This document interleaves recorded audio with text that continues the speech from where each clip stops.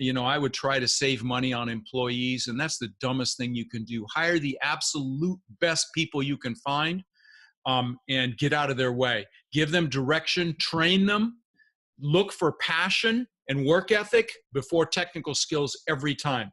Hello and welcome to Pillars of Wealth Creation, where we talk about creating financial success with a special focus on business and real estate. I'm your host, Todd Dexheimer. Now, let's get to it. Are you ready to start investing in real estate today but don't know where to start? Sometimes investing can seem way too complicated, but it actually couldn't be any easier than with homeinvest.com. You know the co-founder and my friend Nate Armstrong. He appeared on episode 20, and if you haven't heard it, go back and listen to it, episode number 20. Home Invest is a company that allows you to invest in turnkey real estate. Their goal is to build powerful investment tools that make real estate investing accessible to everyone. They have contractors and property managers available for you with the click of your mouse. While other real estate agents can only offer a property, Home Invest brings you a full turnkey package that allows you to diversify your investments, earn passive income, and start building equity in properties. Their simple, intuitive design allows newcomers and experienced investors alike to hit the ground running and to be able to choose the properties when they want and where they want. View easy to understand charts and data to allow you to buy in only a few clicks or just a simple phone call. With Home Invest, you'll be building your portfolio as quickly or as slowly as you would like. And right now, Home Invest is giving our listeners, Pillar of Wealth Creation listeners, a free course on how to finally win in real estate investing. So go to homeinvest.com/pillars. That's homeinvest.com/pillars to claim your free course today. All right, welcome back. I'm Todd Dexheimer, and with me today is Rod Khleif. Rod, how are you doing today? Awesome, buddy. It's going to be a lot of fun. Thanks for having me on the show. I'm looking forward to it. Many of the listeners probably already know who you are with your podcast, Lifetime Cash Flow, and listen to you. You've got books out there. You're doing a lot of good stuff. So I appreciate that first and foremost. Thank you. So Rod is a multiple business owner, philanthropist, who's also passionate about real estate, business, giving back. And as one of the country's top business, real estate, and peak performance luminaries, Rod has owned over 2,000 homes and apartment buildings, has built over 22 businesses in your 40-year career, and several worth tens of millions of dollars. So with that, I'll let you kind of give our listeners the rest of your story, and we'll kind of dive in from there. Yeah, I got tired just hearing you say that. Yeah, so let me go back because it's relative. I immigrated to this country when I was 6 years old with my brother, Albert, my mother's Vancha. We ended up in Denver, Colorado, where I lived for the next 30 years. Now, when we got here, we didn't have very much money. I remember all the clothes we had were from the Goodwill. We ate expired food and drank powdered milk because that's all we could afford. And, I know lots of people had it worse than we did, but I knew I wanted more. And so when I was 14, my mom babysat kids so we'd have enough money to eat. And when I was 14, my mom, with her babysitting money, bought the house across the street from us for around $30,000. And then a couple years later, I was 17, 3 years later, I was 17, and she told me she'd made $20,000 in her sleep on this house by doing nothing other than owning it. And I'm like, I'm getting into real estate. And so, like you said, fast forward to today, I've owned over 2,000 houses and apartments. But I'll tell you, I got into real estate when I turned 18, and my first year in real estate, I got a brokerage license. I was a broker, which was actually, you could do it with education back then. You can't do that anymore. You have to have experience. But I was a broker almost immediately when I turned 18. Didn't make any money my first year, maybe $8,000. My second year, I maybe made $10,000. But my third year, I made well over $100,000. So what happened between year 2 and year 3? Well, what happened was I met a guy that taught me about mindset and the psychology of success, and that really 80 to 90% of your success in anything is your mindset and your ability to take action, your ability to get back up when you inevitably get your butt kicked and get your nose bloodied. It's all mindset. And so, that's the reason that I excelled that, 10x to my income that third year. And so, one of the things I realized, and I didn't really realize what I was doing at the time, but I kind of visualized and manifested the things that I wanted in my life. I remember when I was a real estate broker, I bought a Ford Granada. This was the ugliest thing you'd ever seen. It was a silver 4-door car that I bought because I thought real estate brokers had to have a 4-door car. And so I was going to be a real estate broker, and it was ugly. But I had a broker that I worked with that had a Corvette, and he let me drive it. And that was a key piece. This experiential piece of experiencing something you want. And so I got a picture out of a magazine. They couldn't even spell internet at this point. And I got a picture out of a magazine, and I put it on the visor of my 4-door Granada. And within, a couple of years, I had that Corvette. It might even been less than that. And then I'm going to give you some examples here. And I want to tell your listeners that this is not me bragging. All I can do is share my story. In fact, the things I'm going to mention here don't even interest me anymore. But I'll give you some more car examples. So back then, there was a TV show called Magnum PI, and Tom Selleck was the actor, and he drove this beautiful red Ferrari 308, gorgeous car, and I knew I wanted that car. And so I got a picture of that actual car and put it on the visor of my Corvette. A couple years later, I got a Maserati that looked just like that Ferrari. And then the last car story is I always wanted a Lamborghini. And, I'm the guy that had posters of Lamborghinis in his room and, with the bikinis and all. Yeah, I'm that guy. And what's interesting is my son, when he was 8 or 9, I made the mistake of telling him I was thinking of getting one. And of course, then he was relentless. And he had models of exotic cars. And he actually had a model of the exact color and style that I ended up getting, a Lamborghini, which I ultimately wrecked, but we won't. But the point here, guys, those of you listening, okay, you have to have goals. You have to know what those goals are and why you want them. And then I highly recommend you get pictures. In fact, just to add something to that, I've had this planner. Those of you listening on iTunes can't see this, but those of you maybe on YouTube, I've had this paper planner. I use this. I'm a dinosaur. I use Outlook too, but I love writing. And in the back of this planner, I've got pictures that have now been in here for 20 years. They're dog-eared. They're in plastic.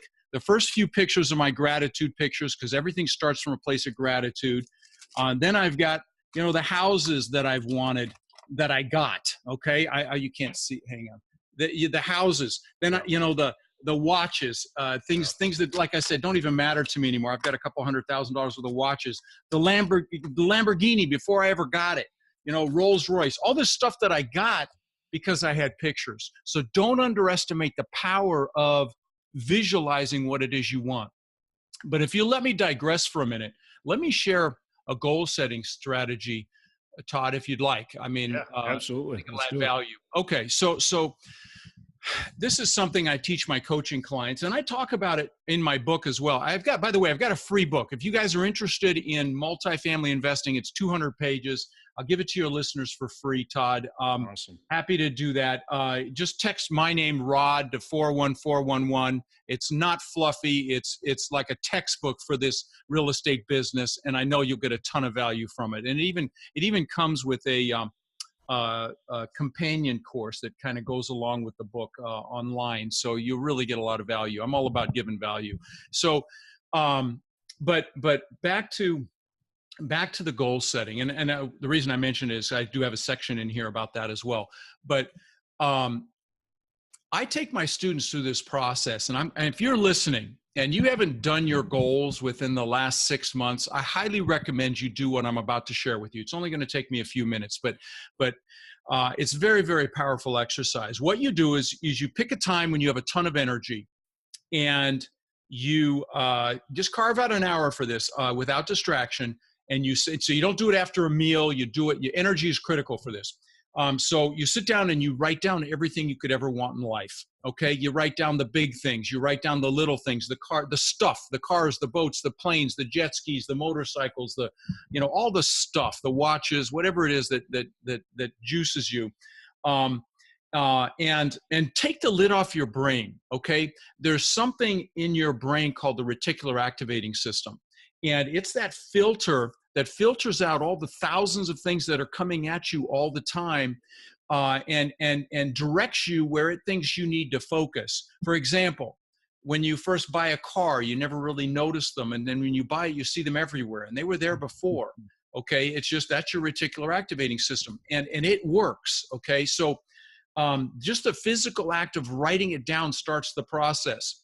Now, so write down all the stuff. Then write down, of course, your financial goals. How much money do you want a month in net cash flow? How much money do you want in the bank? All of those things with clarity. Clarity is power. They need to be measurable. You can't say, I'm going to lose some weight. It needs to be, I'm going to lose 10 pounds by January 1st and feel freaking great about it. Okay. Yeah. That's how you do it. All right. So clarity is power. Now, then once you've written down all the stuff, write down everything you want to learn. Okay. Me, I want to learn how to fly a helicopter. I've got a helicopter lesson somebody just gave me. I want to learn how to play the drums. Okay. I've got the drum set. I just need to get my butt up there and practice. So what do you want to learn? Write it down. Then write down who you want to help. Okay. And oh, by the way, I digress for a second, but if you look over my shoulder, if you're watching this on YouTube, you can see my vision boards on the floor back there. And I'll talk about what I do every morning at the end of this that might add value to your listeners as well. But back to the goal setting. So you wrote down all the stuff. You wrote down what you want to learn. Then write down who you want to help. Okay. Because, I'll tell you what I do here in a minute, but life is incomplete if you're not giving back. Okay. And so maybe it's your family, maybe it's your friends, maybe it's your community. But write that down. So it's everything you want to do, be, or have. It's not just the stuff. Okay. This is different. Now, once you can't, and those of you that are analytical, don't analyze. You can scratch it out later. Just keep writing until you can't think of another thing. Now, once you can't think of another thing, then you put a time limit on each goal, because it's not a goal until it's measurable. So put how many years it's going to take you to achieve it. A 1, a 3, a 5, a 10, or a 20. Remembering that as human beings, we will overestimate what we can do in a year and massively underestimate what we can do in a decade. Okay. So again, don't underestimate what you can do. When you're writing those goals down, by the way, take your lid off your brain. I mean, if you want a yacht, a jet, a private island, write it down. Okay. Because I will tell you, nothing is outside the realm of possibility. Nothing. Okay. So make sure you push yourself. Let's say, so you put a time limit on each goal. Then what I want you to do, and most people stop there. In fact, most people don't even go that far, but I want you to pick your number one goal. Now, if there's several that are equally exciting, pick one of them and put it off on another sheet of paper. Then I want you to pick your top 3 one-year goals and put those on another sheet of paper. So you've pulled out 4 goals, okay? Then you must sit down and write down why those goals are an absolute must, okay? Because the goal itself isn't the fuel. What's the fuel is the why, is your reason why you want those goals. So use powerful language, like, so I can show my wife or husband what success looks like. So we can do whatever we want, whenever we want, wherever we want, with whoever we want, whatever it is for you. So I can take care of this person or whatever it is, write that goal down so I can show my children what success looks like, whatever is going to juice you. But and you should do a paragraph for each goal and use emotionally charged words. Words are very powerful and they will move you. Then put some pain in there, that if you don't achieve the goals, because as human beings, we will do more to avoid pain than gain pleasure, and use the pain to juice you, to push you as the fuel, so that I don't feel like a failure, so I don't fail in life, so I don't live a life of regret, so I don't fail my spouse. Put that in there, because I'm telling you that will push you. Okay. And then the last thing, like I said, is get pictures. Go on Google and search pictures. And you may not find pictures that are exactly what your goal is, but find pictures that resonate with you. That when you look them, you look at them, you're like, man, that moves me. And then get them and put them around put them around you. You can see on the wall behind me, there's a picture of the back of a yacht. You can see it over my head there. Yeah. That's the kind of stuff I'm talking about. I want a yacht in the Amalfi Coast. That's a dream of mine. It's a big one, but you know what? That's okay. The key, by the way, here, guys, is it's really not about the goal. It really isn't. It's about who you become in your pursuit of that goal. It's how you grow and evolve. And I will tell you, I'll give you an example of this in a second, but the goal itself, after you get the goal, within a month or two, the warm fuzzy goes away. And right. Happiness, we all want happiness. Happiness comes from progress. So, keep that in mind. You have to celebrate your progress as you are on your path to your goals, because that's happiness. But let me give you another example, because it relates to goal setting. So I lived in Denver, and I wanted to live on the beach, and there are no beaches in Denver. And so, I had pictures of palm trees, and I just knew I was going to live on the beach. And ultimately I built this 10,000 square foot, $8 million mansion on the beach. I had the beach. It was on an island, a narrow key they called, because they connected by a bridge, but it's really an island with a bridge. And I had to slice through that island. So I owned the beach on one side. I had my boat lifts on the backside. It was called Gulf to Bay. And it was an $8 million home. It was testament to my ego, because I was trying to prove to the world I was good enough. And we all, many of us, have these limiting beliefs or these limiting questions that we ask ourselves that drive us. But anyway, I won't digress down that path right now. But the bottom line is, I built this house, magnificent home. I mean, waterfall from the second floor into the pool. You had to walk through the waterfall to get in the pool. I mean, $150,000 fish tank that curved around the staircase. I could go on and on. It had 2,500 square feet of balconies. Just a spectacular home. Anyway, so I'm floating in the pool one night, about a month and a half after we moved in. And this pool, it's beautiful. I'm looking up at there's lights all on the trees, and I'm looking up at the house, and the pool is changing colors. It has fiber optic lighting and changing colors. And I got depressed. And I'm like, what the heck's going on here? I've achieved this dream that I worked on for 20 years, and I'm depressed. Yeah. And when I looked back on it, I realized there were two things going on. One was, and this relates to the goals, one was you should never leave the sight of a goal without, let me rephrase. You should never achieve a big goal without having other goals lined up behind it. Sure. And so I didn't have a vision for the future. And like the good book says, without a vision, the people perish. You need a vision. You need goals. Bottom line. And I didn't have a big one. I attained this massive goal. It's like, what now? And life was supposed to be perfect. Right. So that was one of the things. But the second thing, the even more important thing, was I had been focused on me. It was me. It was like, show the world you're good enough through the cars, through the house, through this, just trying to prove that I can be a success. Yeah. And it was all focused on Rod. And, in my podcast, I've interviewed billionaires. I've interviewed mega millionaires. And I know a lot of these people, and there are some of them that have huge success by society standards, but they're unhappy because they're unfulfilled, because It's all about them. Yeah. Okay. So that year I went to a Tony Robbins event, and I'm happy to do a shout out for him, because he's added so much value to my life. But I discovered that he fed families for the holidays. And so my brother and I that year decided to feed 5 families, and it was for Thanksgiving. And we brought the turkey, and we brought all the food. And the third family changed my life. And we went up to this house, and it was one of these shotgun houses where you walk into the living room, you walk through the bedroom to get to the kitchen, which has the bath off of it. Okay. So it was one bedroom, like shotgun house, I call it, row house. There was a lady there with 5 kids, and her husband had left recently, living in that house. So she came out, she saw the food and started crying. Then her kids came out, several of them started crying. Then I started crying, and I was hooked.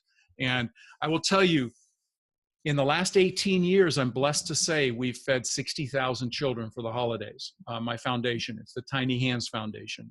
Congratulations on that. Thank you. And I paid for it all up until 2008, because there's a punchline I'm going to talk to you about here in a second. But I paid for it all, and then we started taking donations, and it's just been a blessing.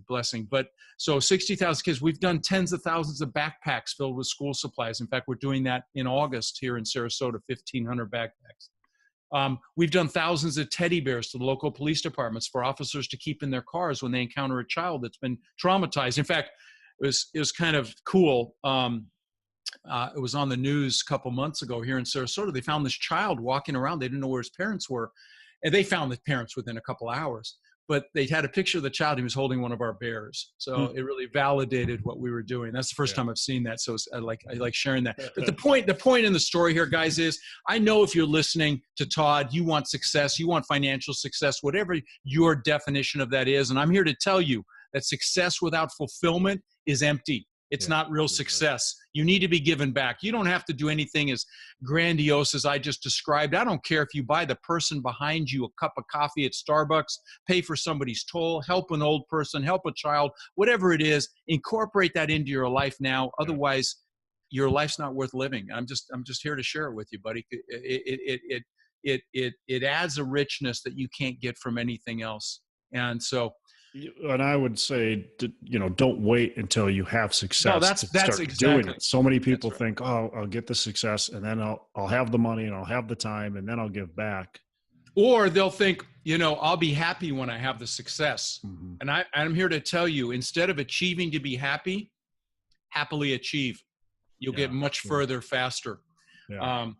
Money compounds the whatever the whether it's issues or depression or if it's happiness, it just compounds it. It's just a tool that so if you're in a good state of mind, if you're giving, if you're doing all that and you get money, you're only going to do it more.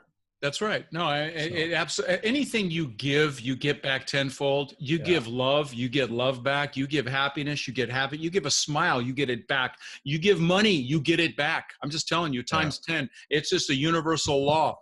But let me share another story real quick, if I may. In 2006, my net worth went up $17 million while I slept. A little bit more than my mom's 20 grand, 17 million. If you want to do the math on that, it's $8,300 an hour. Of course I did. And of course, my head got so big. I thought I was a real estate god and I could do no wrong. And you know what happens? You know what happens when you get a big head, and God or the universe or whatever you believe gives you a smackdown. And that smackdown for me was 2008. I lost it all. I had a $50 million seminar, I call them. I don't call them failures because they're always learning experiences, but I lost $50 million. And I will tell you, the only way I was able to recover from that, because I thought I was set for life. I mean, I really did. And the only way to recover from that is to do what I just described, is to know what it is you want, to know why you want it, focus on the why, get pictures of what you want, and then rebuild. And I rebuilt, and I'm back. I mean, I live in this beautiful compound I'm talking to you from right now. I have 7 buildings. I'm on the water, and because God's got a sense of humor, I can see my old house across the bay that I lost. But this is nicer here anyway.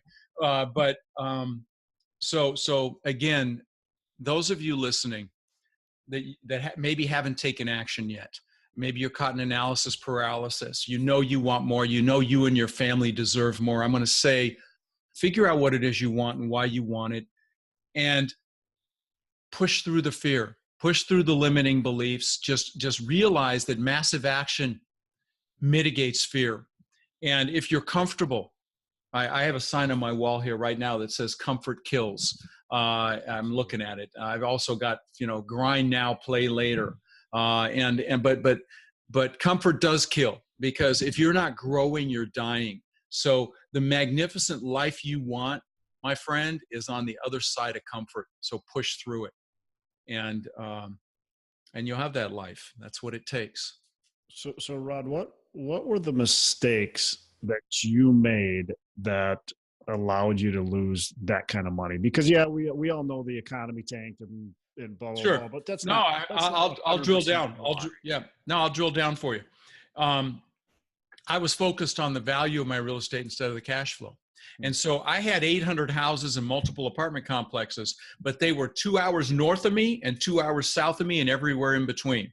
Sure. So logistically, and my properties were along the coast. And here in Florida, there's no state income tax. So property taxes are higher. And I was in wind and flood zones in some of my properties, much higher insurance expenses.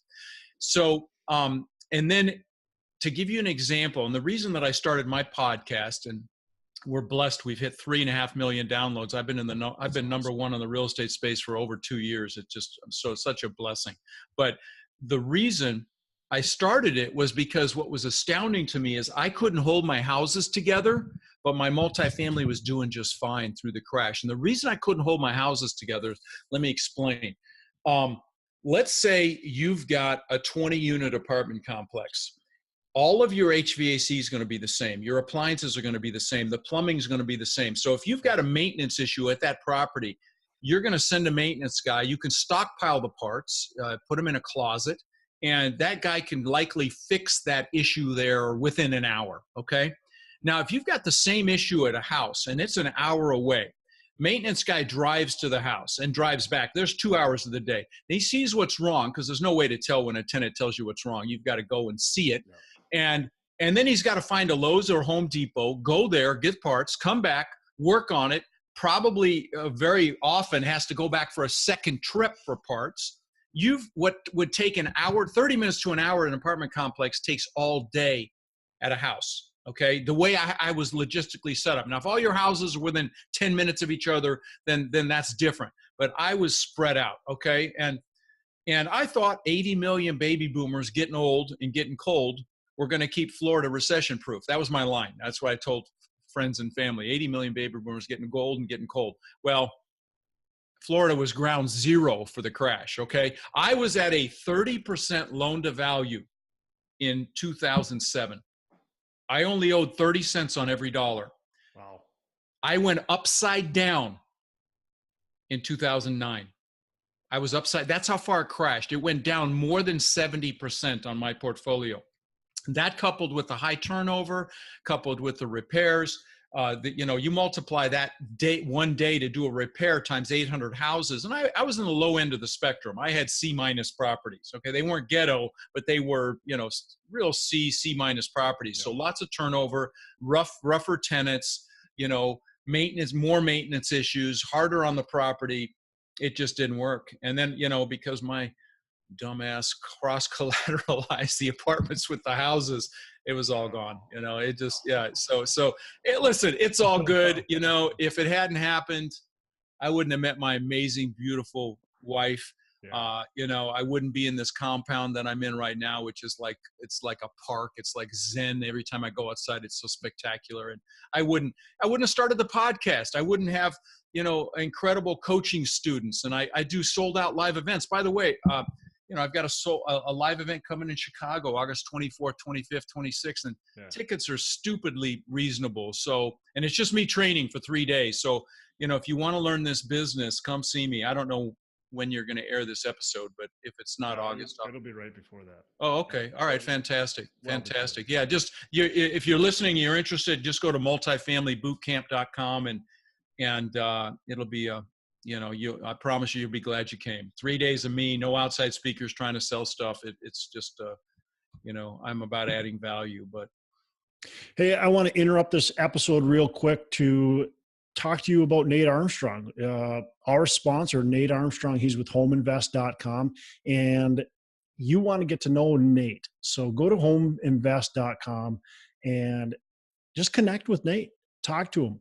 Learn about his operation, what he's got going on. He's a turnkey provider, and it may not be right for you, but it could be the perfect fit. So it doesn't hurt. It's a free call, consultation, just to figure out, what they do, what they have to offer. And worst case is you're going to meet a great person who's really well educated in real estate. He's done a ton of different real estate strategies, and probably is going to teach you a little bit, even on a short conversation with him. So go to homeinvest.com and connect with Nate's company. You're definitely not going to be disappointed. It's worth it. So thanks, and we'll get back to our show. So I think, out of that whole thing, crazy story, by the way. First of all, don't. Well, I'm sorry. Let me say one thing. Yeah.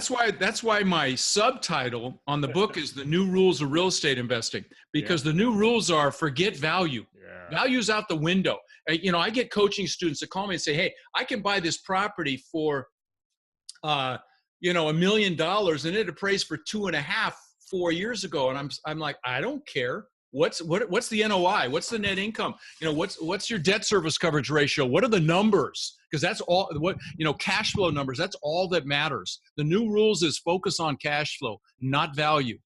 And we're heading into a contraction. Anybody that thinks otherwise is misguided. Real estate goes through cycles. It goes up and down, and you shouldn't be afraid of it, but you shouldn't also ignore it. And so, you need to go in with both eyes wide open. And those of you listening thinking, I'll flip high dollar houses, I would caution you, because when the music stops, it stops very fast, and you don't want to be the one that doesn't find a seat. And so, if you're flipping lower priced houses, you'll probably be fine. The key is, if you're flipping, is to have an alternative exit strategy where you can rent the house and not have short-term debt. Because, if you can't sell it, you better be able to rent it and survive. So have an alternative exit strategy. But I flipped about 150 properties, and that was my strategy the entire time, was to make sure I got a cash flowing property. If it fails, by the way, you broke up. I didn't hear what you said. You flipped how many houses? So I flipped around 150-ish houses, and wow. That was the strategy, especially at the start, was right. If we're going to buy a property, it's got a cash flow. And when I first started doing it, times were bad. You couldn't get financing. So we had a couple of houses that we had sold, and they sold on FHA. Appraisal came back bad. And when you sell to an FHA, when the appraisal comes in bad, that sticks for 6 months. Right. To an FHA buyer. So we just kept those properties. I still have a couple of them to this day, but they cash flow wonderfully, because that's what my model was. It's all about cash flow. And so I couldn't agree with you more. And that's why I like the title of your book and podcast. Yeah, and thank you. About cash flow. It is. It really is about building a lifetime annuity. And guys, those of you that are flipping or wholesaling or want to do that, it's a great way to make quick cash, but it's a job. Every January 1st, you go back to work. Yeah. So use that money to buy a multifamily property. Yes. And if you're young and wet behind the ears and you're ready to buy your first property, don't buy a house. If you haven't got a spouse that's saying she wants a white picket fence, go buy a duplex, a triplex, or a fourplex. Yeah. You can get FHA financing and house hack that thing and likely live for free or just about free at some point. And start there. I mean, I've interviewed people on my podcast that buy a duplex or triplex a year for 10 years, and they've got a multi-million-dollar portfolio. And so, you can absolutely do it one plex at a time. Now, I'm an advocate for going larger than that, but you got to build that stress muscle, and it really is a muscle, that courage muscle. And so, you can start small, but don't stay there. Please heed my seminar. If I'd have gone straight into multifamily and just stayed in multifamily, we'd be doing this interview from the back of my yacht. So, so there.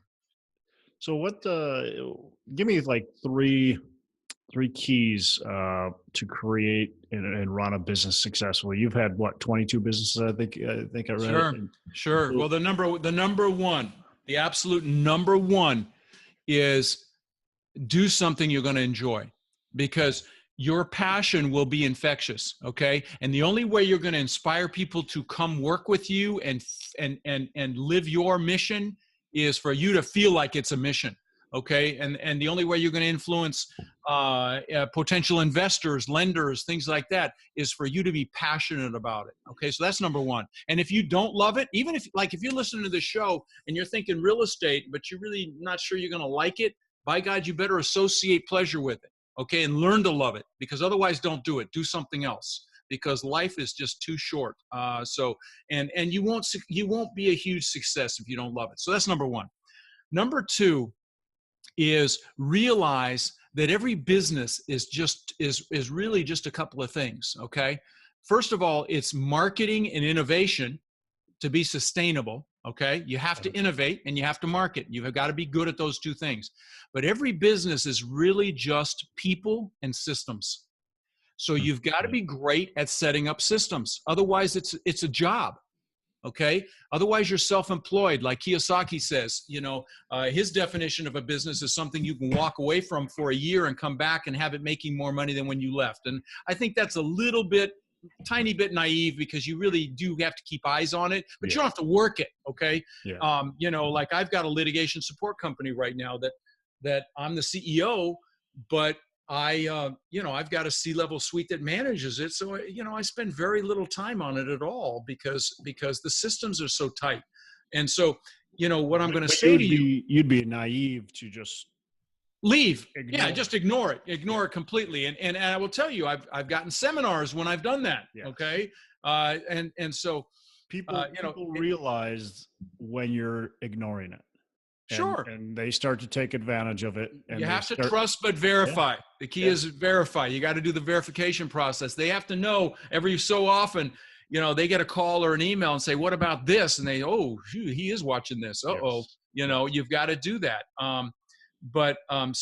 So again, systems and people. And so the point here is you can't always just work in the business. You need to be stepping back and working on the business. Yeah. There's a great book about systemization by Michael Gerber called E-Myth. Yes. Everyone should read that book about turning your business into a McDonald's, basically. And so, and that simplifies what I'm describing here into a way most people will understand.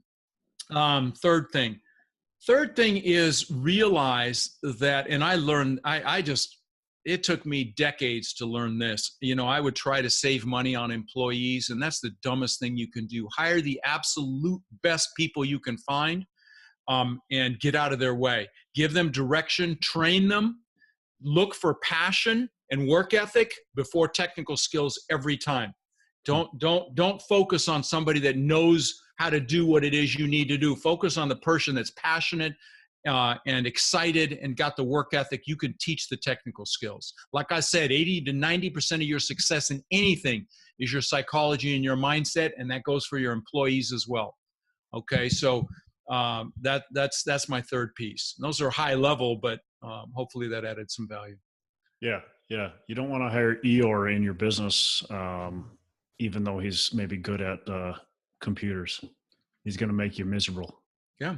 Well, and you're never going to grow. You're never going to be, the business will never, accelerate in a way that is possible if you have, people that are passionate about the business. I mean, you see these young tech companies and they're all, in their beanbag chairs with their laptops, but the excitement and the energy and the, that type of environment breeds the incredible innovations that we're seeing. The tech advances that we're seeing is because of that passion, that love of what they're doing. Awesome. So, Rod, what are some of your goals kind of moving forward? What are what's the big picture? Well, it's interesting. I started my podcast and I said, I'll never sell you anything, because I really was just doing it to add value. And here I am, I've got courses and coaching and stuff like that, but I just didn't realize how much I'd love it. I started taking free phone calls from my listeners, 30-minute calls. I did almost 1,000 of them. I got so much pleasure out of them that's when I said, you know what, I'm going to create some courses. And I reluctantly did it, actually. In fact, people were begging me to do something and I finally did it. Now I love it. I've got, a coaching program and I get so much pleasure out of it. I mean, I can show you on the wall here behind me. You can see my board and those are thank you notes. And there's probably 300 there. They're like four deep. I had to buy another board below it because I didn't have room. And I guess, that's so rewarding when you get when you get a note from somebody that says, hey, I bought my first property because of you, and or my third property or my fourth property, and people have become millionaires because of the sorts of things you're doing as well, Todd. I mean, it's so rewarding, and so it ties into giving back. Even if it's monetized, it still ties into giving back. So anything you can do to add value to people, even if you make money, is okay, because that's really what life's about. Yeah, cool. Yeah, it's fun. I've been doing my podcast for a fairly short, especially compared to you, short time, and it's fun to see these emails come in and people on your Facebook page or whatever that say thanks, it's made a huge difference and stuff like that. It's a blast to see. Right. What's a favorite book? My yard guys just got here, so hopefully they won't drown us out. If they do, then I'll speak loud. They're blowing the yard out. Favorite books? I gift a lot of books to my coaching students, so I love The Slight Edge, about making slight improvements. Gary Keller's One Thing. Yeah. I love Jack Canfield's Success Principles. Hal Elrod, The Miracle Morning, for getting up early and starting your day right. Of course, Think and Grow Rich. That's a classic that I don't care if you've read it. I would ask you, how many times have you read it? It's something you should read every year. How to Win Friends and Influence People. How people really just want to hear themselves talk. Yeah. And if you allow them to talk, then they think you're wonderful. They think it's the greatest conversation ever. Those are some of the ones that I gift a lot. Cool. Yeah, all fantastic books, by the way. So I'll put those in the show notes. What's a daily habit that you do for your success? I'm glad you said that, because I forgot to mention that. See those vision boards behind me? Okay, I've got now. Some people say do a vision board and have everything on one board. Me, I found it was too cluttered, so I have a vision board for each thing that I want. In fact, the one you're looking at is Latin American school children, because I want to build schools in Latin America, self-sustaining schools. Schools that have some sort of an economic infrastructure that we put in place when we build a school, like maybe buy enough land to have an agricultural impact, or put in an IT center where they can do IT work and self-sustain, pay for themselves. So it's actually enhancing the community instead of. But anyway, what my daily habit is, I'll sit in that chair back there and I will meditate, but I'm not a om kind of a thing. It's just like I'll close my eyes, and I'll be grateful. And this whole thing, it doesn't take me more than 5 minutes. In fact, sometimes it's considerably less. But I'll be grateful for the things in my life that I'm grateful for. My amazing wife, my children, my coaching students, my foundation, and I'm grateful. Just everything starts from gratitude. Yeah. And then I'm grateful for the things that I want in my life, as if I already have them. And I sometimes get emotional when I'm thinking about them. I put that emotion is very, very powerful, my friends. Trust in this whole manifestation process, but it all hinges on gratitude. Okay, so be grateful as if you already have these things experientially. Envision, if it's a car, visualize, go drive the car if you can, go test drive it, go through an open house in the house that you want, go experience those things, because that makes it that much more vivid when you're visualizing it. And then just be grateful as if you already have it, and you will get it. I promise you. I tell the story in my live event about Jim Carrey. Wrote himself a check for $10 million when he was flat broke, and he cashed that check or another check for that amount for Dumb and Dumber. Walt Disney, when Epcot Center was built, Walt had already passed, and Roy Disney was there at the opening, and a reporter came up to Roy and said, it's a shame Walt didn't get to see this. And Roy turned and looked at him and said, the only reason you're seeing this is because Walt saw this. So don't underestimate the power of visualization to get what it is you want in your life. It's worked for everything for me, including my wife. I had a vision board before I met my amazing wife. It's kind of funny. If you Google Rod Khleif, Rod Khleif's wife is the #1 Google that pops up, auto populates. Of course, she loved seeing that, but she's gorgeous. So it's funny. But anyway, this stuff works, guys. I know those of you who are analytical are thinking, oh, woo-woo, foofy. I'm just telling you, you're making a big mistake if you do, because this stuff absolutely works. Hopefully you didn't have a picture of your actual wife on your vision board, because that'd be a No, little no, creepy. I didn't. Actually, on the vision board, I had pictures of the emotions I was looking for, Okay, believe it or not. sure, And sure. it wasn't about beauty. It was about that emotion, that love Yeah. and connection and all that. And Yeah. the minute I met her, I instantly knew it was her. Awesome. That's cool. That's cool. Last question before we wrap up. What's your definition to financial freedom? Well, my definition, I Yeah, mean, I think yours. everybody, hold on, here's the noise. I think everybody has a different definition for that, whatever it is for them. But I think, you know, when you have enough passive income that you can live the life you want without having a job, a W-2 job, I mean, you know, I would think most people would define that as financial success. Me, I have higher goals than that, just because I want to have a bigger impact. So it's not just about my lifestyle. You know, you saw my vision board back there for the schools, and you know, and things that I want to do that are bigger than just my needs. But you know, and I hope I've inspired some of you listening to incorporate some of that as well, because that truly is the definition of success. So how can people get a hold of you? Yeah, sure. My website has tons of free stuff on it, videos, books, articles, and it's rodkhleif.com, RODKHLEIF as in Frank.com. If you're interested in learning, I have live events every couple of months. I'm going to be in Atlanta in November and Tampa in January, and that's multifamilybootcamp.com. Oh, if you're interested in this space, go to Multifamily Community. I've created a Facebook group. It's free. There's almost 17,000 people in it, you know, like-minded, motivated people that want to learn this business. So go to Multifamily Community. It's a direct link to that Facebook group. It's just an incredible environment. We don't allow any promotion. People, you know, just share and learn and grow. And that's really what this real estate business is all about. And really, frankly, life, you are the 5 people you hang around with financially, health, you know, lifestyle. And so this is a great group to find those 5 people, you know, that are going to empower you and motivate you and push you to take action. Awesome. And then we got that free book at oh yeah, that's just text the word Rod to 41411. Yeah, I'll put this all in the show notes so everybody can see that. Thanks, brother. Okay. Great. Well, I appreciate you being on the show and you know, adding a ton of value. No, to thank the you. listeners. It's been fun because, you know, like How to Win Friends and Influence People, I got to talk a lot, so I loved it. There you go. All right. Take care, brother. Yeah, enjoyed it. All right. Hey, special thanks to Rod Khleif for joining us and taking time out of his day, and a lot of value that he added.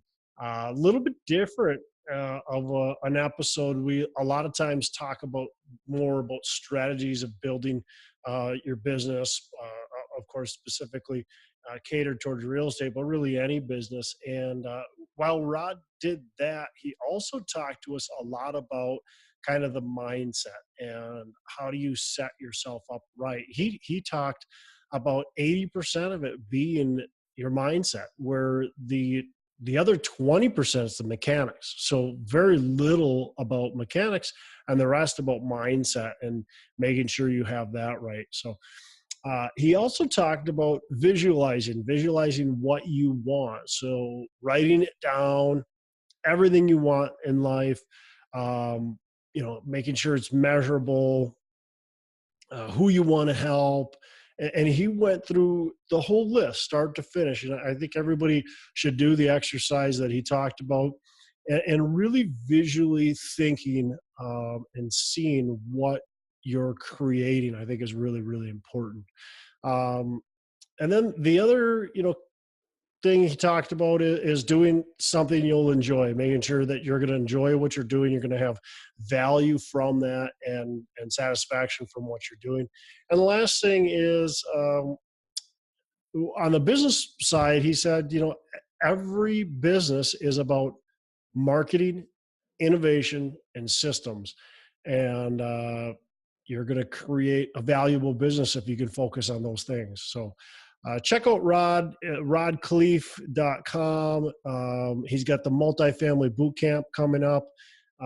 He's also, he's got books. Rod's just got a ton of things going on, so you can check him out. Check out his podcast, A Lifetime Cash Flow, and make sure you say hi to him there. He's also got a Facebook community page, the multifamily community on Facebook. So get in touch with Rod, check him out, listen to his podcast, and just say hi to him and tell him you appreciate him being on the show. You can check us out on Facebook as well, on our Pillars of Wealth Creation Facebook page, and make a comment. Let us know what you're thinking. Let us know what you enjoy, what you'd like us to continue to do or do more of. And then don't forget to go on to iTunes, subscribe to the show, and give us a rating and review. We'd love to have a 5-star rating and review. Hopefully we deserve that, but we'd love to have you give us feedback as well. So that is it. I'm Todd Dexarmer. I'm signing out. Make every day a Saturday. Are you ready to start investing in real estate today but don't know where to start? Sometimes investing can seem way too complicated, but it actually couldn't be any easier than with homeinvest.com. You know the co-founder and my friend Nate Armstrong. He appeared on episode 20, and if you haven't heard it, go back and listen to it, episode number 20. Home Invest is a company that allows you to invest in turnkey real estate. Their goal is to build powerful investment tools that make real estate investing accessible to everyone.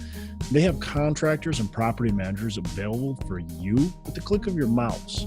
While other real estate agents can only offer a property, Home Invest brings you a full turnkey package that allows you to diversify your investments, earn passive income, and start building equity in properties.